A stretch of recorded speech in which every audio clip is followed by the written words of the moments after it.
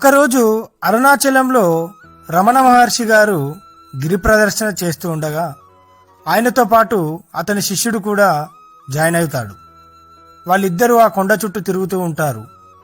అప్పుడే రమణ మహర్షి తన గోచీకున్న కొంత గుడ్డను చింపి శిష్యుని పట్టుకోమనిస్తాడు.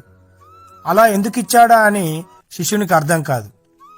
అలా కొంత దూరం వెళ్ళాక ఒక రాయి వచ్చి రమణ మహర్షి వేలికైతే దెబ్బ తగులుతుంది. అక్కడ నుండి రక్తం కారడంతో ఆ చింపిన గుడ్డను తీసుకొని ఆ వేలికి కట్టడం జరుగుతుంది. అప్పుడే శిష్యుడికి ఒక డౌట్ వస్తుంది. ఇదంతా ముందే జరుగుతుందని తెలిసే ఆ గుడ్డను చింపి నాకు ఇవ్వడం జరిగింది కదా, ఆ రాయి ఉన్న చోట నుండి కాకుండా పక్క నుండి వెళ్ళొచ్చు కదా అని అడుగుతాడు. అప్పుడే రమణ మహర్షి మానవ జన్మ ఎత్తాక కర్మని తప్పకుండా అనుభవించి తీరాలని చెప్తాడు. శిష్యుడు ఈ కర్మని తప్పించుకునే అవకాశం లేదా అని అడుగుతాడు. ఎందుకు లేదు, తప్పక ఉంది. దానికి ఒకటే మార్గం, భగవత్